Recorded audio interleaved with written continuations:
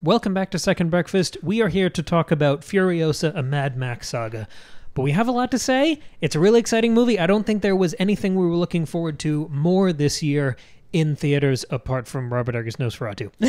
So Furiosa is a big deal for us. Yeah, that'll be the end of the year. But we have 2 episodes discussing Furiosa. We've got 2 big segments. So the first one is up right now. That's what you're listening to. And the second part will go up tomorrow on YouTube and podcast platforms.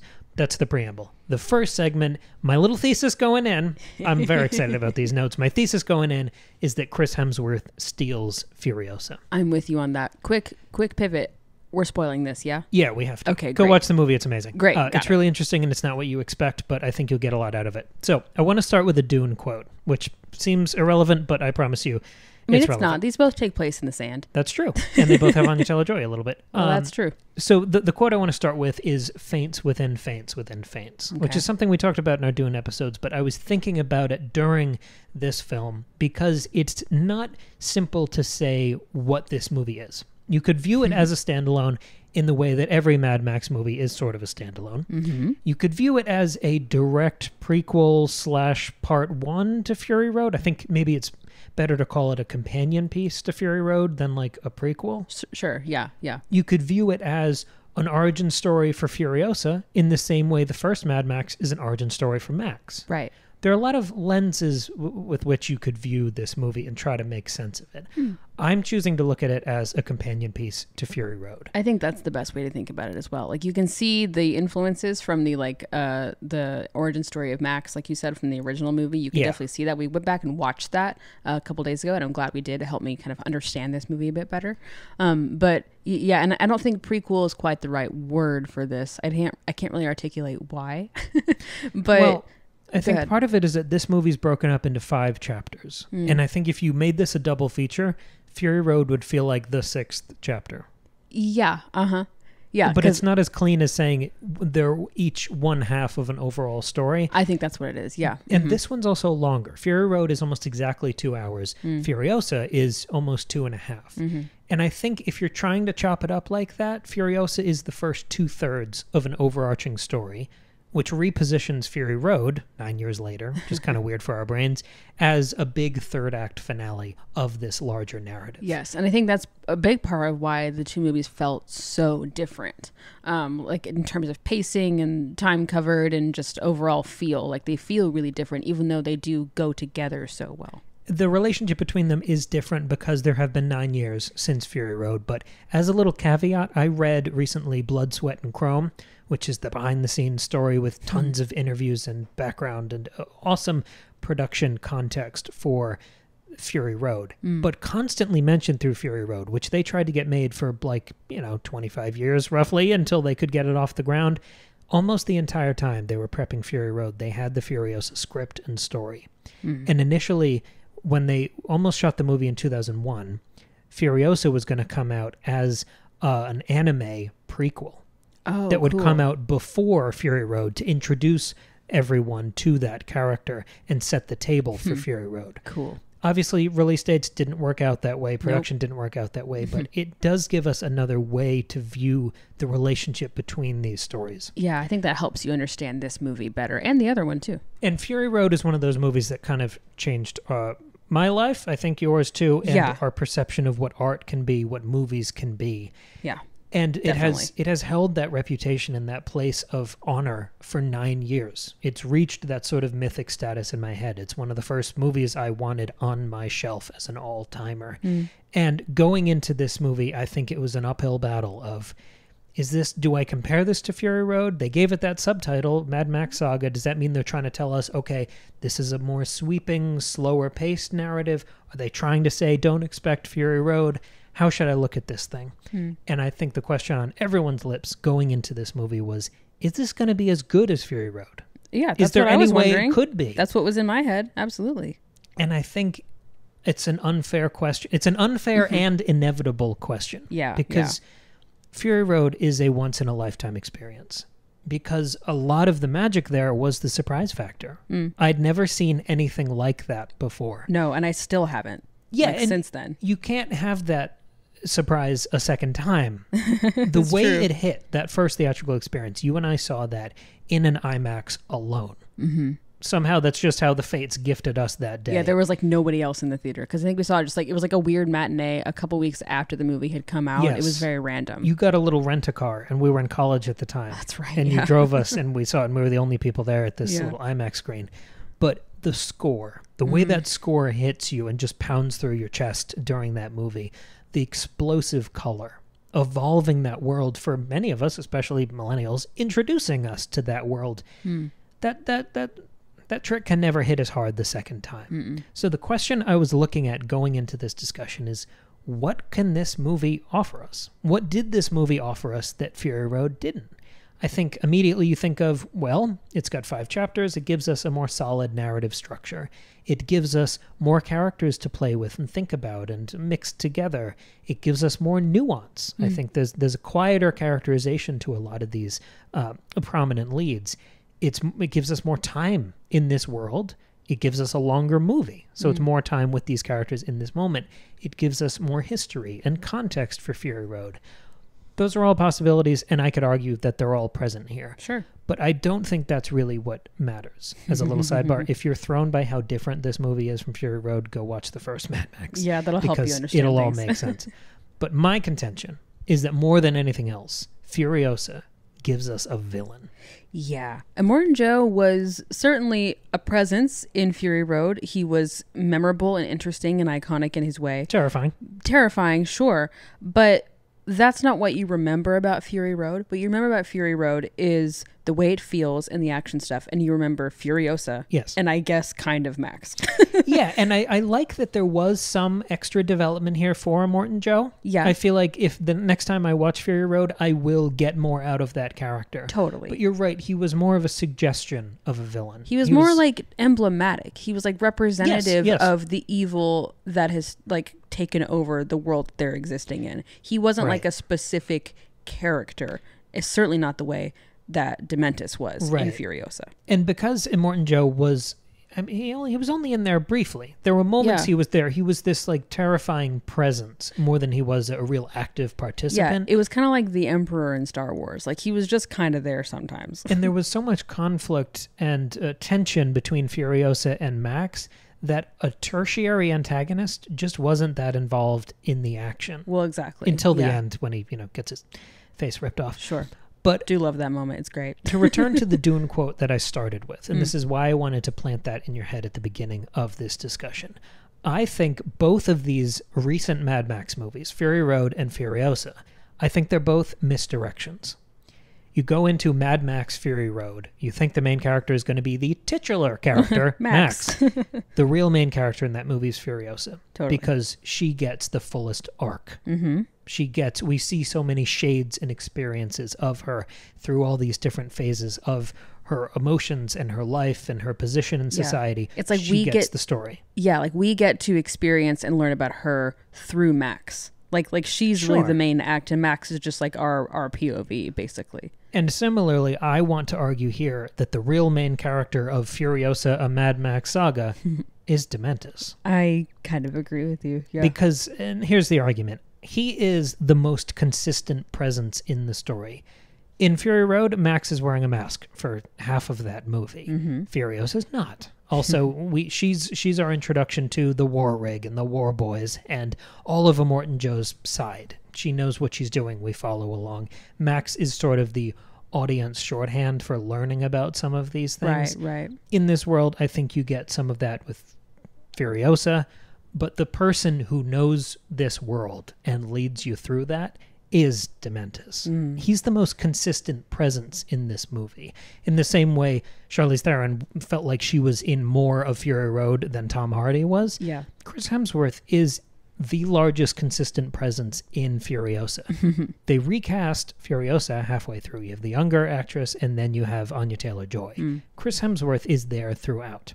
Right. And we see, through 15 years, his entire, meaningful life. We don't see him pre-apocalypse, but we see so many eras of him. You look at how he changes his nicknames, right? He's the Great Dementus. He's Dementus the Dark at the end. He's the Red Dementus. He's all of... We see him through these phases of life. He changes his beard color. He changes his nicknames. He changes his outfits. We see him at so many different statuses in this world. We see him occupy these different stations. When he's cloaked in that like shower curtain at the beginning, he's almost a messiah. He's the undeniable warlord. Then we see him as like a snake oil politician. And then by the end, he's like a bug-eyed exile. We see him as a soldier. We see him as a getaway driver. We see him play so many roles that I think you can clearly argue he's the hook. He's the foundation of this story. Well, right. And even if you want to tie it back to who's supposed to be our main character, Furiosa, her motivations and everything she's doing is surrounded by or attached to Dementus. Like, her goal is to get home, but to get home, she has to defeat the thing that took her from her home, which is Dementus. Right. And so, like, that's the thing she has to constantly battle. And so, yeah, he's our main antagonist, sure, like in that simple, basic way.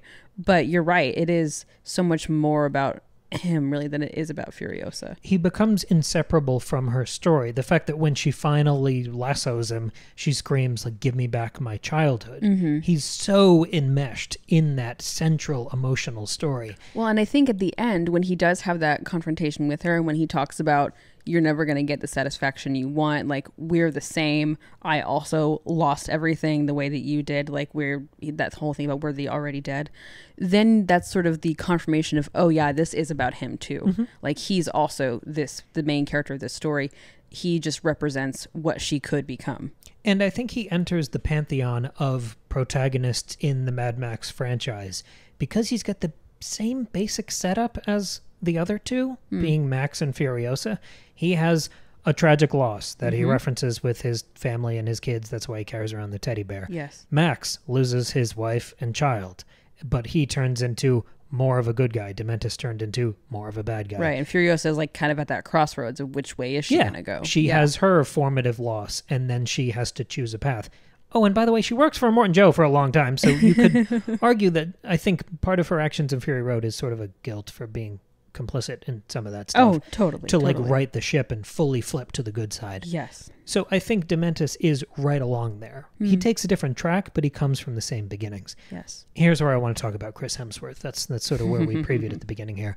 Shout out to our Patreon episode about Jason Momoa's performance in Fast 10, because I think we're going to hit some of those same beats here. Yes. Obviously, a little caveat, obviously Anya Taylor-Joy is great. We love her. Yeah. We adore her ever since The Witch. We followed her religiously since then.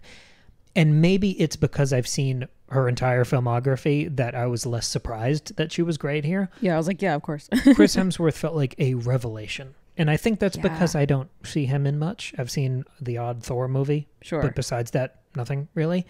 But I think it was also the journey that this character went on and how capable he was carrying that journey. Yeah. The charisma blew me away.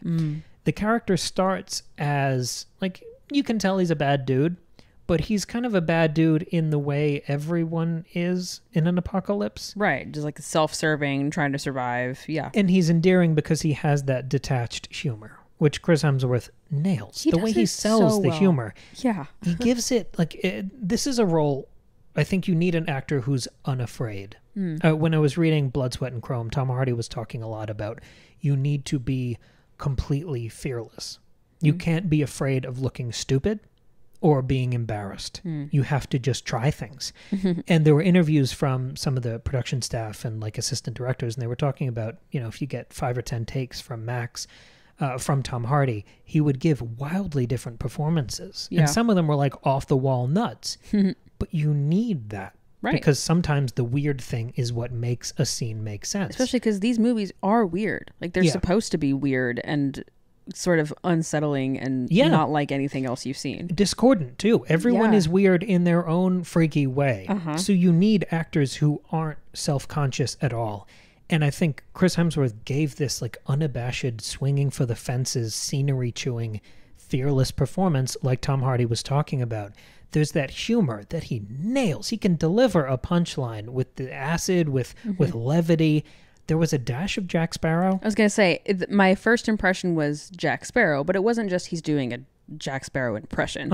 But that thing that you love about Jack Sparrow is that weird like aloofness and, almost self-deprecating, but also selfish self-serving humor, and just like, yeah, it's the flamboyance, which is also what I loved about Jason Momoa's performance in Fast X, was that silliness over the top, but it doesn't, instead of like diminishing the severity of the terrible things that he's doing, it actually enhances the like amount of evil that's coming through. Like that's what I liked about Jason Momoa, was like my favorite thing was him painting the toenails of the dead bodies, right? And him just like reveling in that awfulness and delighting in the terrible tragedy. And that's what you see Chris Hemsworth doing here. It's such a tightrope to be wild and unpredictable for 2.5 hours and not annoying. Yeah. And he was always fascinating and never annoying. There was underneath the humor and the Jack Sparrow, which is a persona. Yeah. Right? That like charisma and him being like one of the guys, which you see him sink into when he needs their companionship. Underneath that, there's so much like face acting, which sounds like a stupid term, but if you've ever seen Tom Hardy in, I don't know, Dark Knight Rises or Dunkirk, you can see how much face acting he does when he's limited to that. There's so much face acting with Chris Hemsworth where you can see the cunning underneath, the finger to the wind, the way he turns on allies in a second, kills his own guys, cuts them loose. He's never an anti-hero. He's always a magnetic, endearing, repulsive villain. Yes, which is especially impressive, that face acting, when he's underneath the prosthetic nose and the prosthetic beard. Like, the hair? Yeah, like he's acting through all those layers. And he's like Gimli. Yeah, exactly, doing an amazing job. And the longer the movie went on, covering 15 years, seeing all of these different eras, positions in society, all of these grievances pile up in relationships, it started to feel a little Dickensian. The thing I like about those narratives, the same reason we really liked the Sergio Leone spaghetti westerns, is that they build up these hatreds and characters until they are at an absolute unsustainable boiling point. But when I think of Dickens, I think of these societal ensembles and these grievances and resentments that rage through years. And the thing there is, Dickens is not Mad Max. You don't have characters dying in like Looney Tunes ways where their legs are sticking out of the ground. Like you have lifelong problems. You have people you hate for decades. They are entrenched. They are untouchable. They're barons. They're people you don't kill with a sniper rifle in the desert. Right. They're barnacles on society. And that's what Dementus became here. I went in thinking, okay, this guy's going to be a Morton Joe, but without the mask. He was much more, if you've seen Les Mis, if you've read Les Mis, he was a Thénardier. Yeah. He was a skeevy, finger to the wind, adapting, twisting cockroach. Sure. And like a representation, an emblem of what is always there. Like even survivors. Even if Dementus dies, which he does. Yeah. You still get the sense that they're going to continue to be people like him in this post-apocalyptic, disaster of a world. Like there's always going to be a guy like this who is self-serving and evil and charismatic and gets followers and is able to take over and cause real mayhem. That's always going to exist. So he like represents a larger societal problem, and that's something you see in a character like Thénardier and Les Mis and throughout other moments that are from Dickens. These stories are so, and I mean the Mad Max stories, are so restlessly creative. When Furiosa pulls out the weapon that is brass knuckles and a knife and a pistol. And they talked about that in Blood, Sweat, and Chrome, that everything they created, every prop, everything that they cobbled together from a junkyard, just like these characters would, everything had to have at least 3 functions. There's such incredible thought. There's such creation just bursting at the seams of every shot here that it never feels like a simple allegory. But if I can do a little aside here, I think you could read some allegory. Like, obviously, there's a shout out to pandemics in the prologue here. Yeah. But I think if you wanted to read any allegory into this movie, I could argue that Dementus is possibly the first and only good Trump character we've gotten in anything. Interesting. Because he has, it wasn't just the humor and the bravado, that like quiet finger to the wind. Sure. Every time he pulled out that microphone and talked to the biker gang, it reminded me of the rallies. Oh, geez. Yeah. Because you see his personal motivations and the selfishness underneath everything, but the way he weaponizes that faux populism, throw us down your leaders, see what they have, we're taking back what's rightfully ours. He weaponizes that man of the people stuff and then just turns on a dime quietly to serve his own interests. Wow, interesting. Quietly, I think you could call him the best allegorical character if you're into that kind of thing. Sure. I don't think you need to read that in there. Yeah. But for the first time, I thought, hey, that's sort of interesting. I like that. Instead of all the on-the-nose, it's sort of embarrassing, clumsy, cringe attempts. We've seen that in the past 10 years. Right. It's interesting that this one is the first one that evoked that in what felt like a genuinely artistic fashion. I like that. Back to Chris Hemsworth. He sells the shifts in this character so powerfully. Like, when we talk about Lord of the Rings and Peter Jackson taking like 2 years of pre-production to make those things run on time, I feel like if a normal actor was given Dementus, they would need 2 years to like chart the course of this character. Yeah. I was so blown away by this performance. He flips seamlessly between these personas while in this like squawking foghorn leghorn voice that he just nails. It's so well written too. I think it's the bones for this performance are of course there in the script. Yeah, the script is very good. But he elevates it. He performs these lines like they matter. He's not just another weirdo. There are plenty of weirdos in this movie. Right, yeah. He's treating it with an incredible discipline. Like, this is not just like MCU offhand quips. The monologues, the speeches, the schemes. When he's one-on-one, he reminds me of a stage actor. Yeah, he's got a real physical presence. He's doing a lot of, like, you talked about the face acting, and he's doing that, but he's also doing a lot with his body language. There's like a physical comedy to him, but also you can sense the insecurity or the cruelty or the calculation. Like, he's doing a lot with his body too. When I think of a good stage actor, I think of a full body performance. I think of intensity and discipline, the way you hone a performance to a sharp edge only by performing it night after night and finding every nuance and opportunity within the lines, within your time on stage, where you're still performing even when you're not talking, even when the spotlight's not on you. And I felt that level of thought here.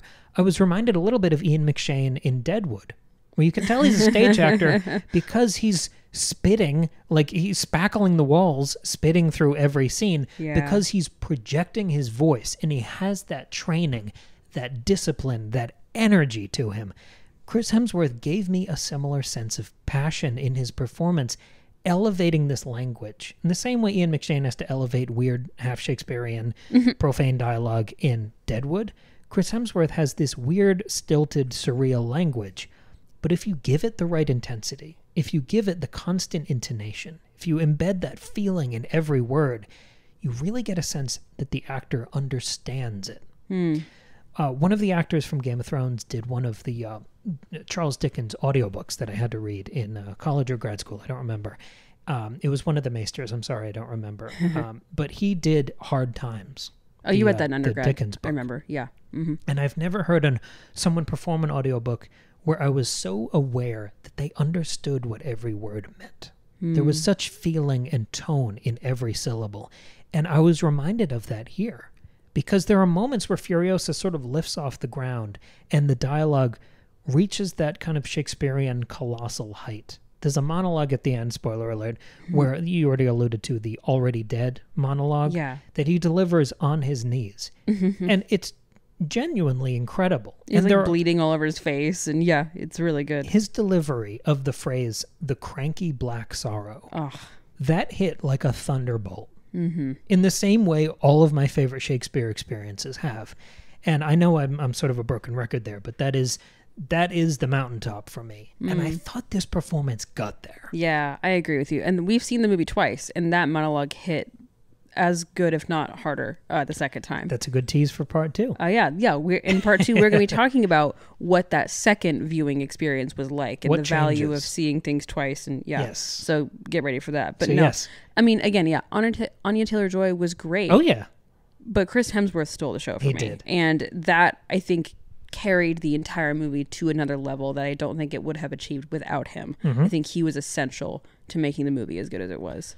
So really excellent work from him. It was so cool to see. Loved it. I was so blown away. I know a lot of people were skeptical too. They were like, really? Thor? Like George Miller was skeptical. Yeah, right. Like this like beautiful man who's going to play this villain. And no, he did such a good job. It did help. I mean, they had to like ugly him down with the nose. Like I think that was essential. I think the nose gave him a lot of character. It did. I love the nose. Like I'm saying, I think it was perfect. It was all good choices. I loved it. So that is part 1 of our discussion. Come back for part 2 tomorrow. If you want even more episodes from us, we also do Game of Thrones chapter by chapter discussions every Friday. And over on Patreon, you can get bonus episodes, including all of our House of the Dragon Season 2 lead-up episodes, chapter by chapter, going through Fire and Blood, which will be adapted on screen by HBO. Thank you very much for listening. We will see you here tomorrow. Bye.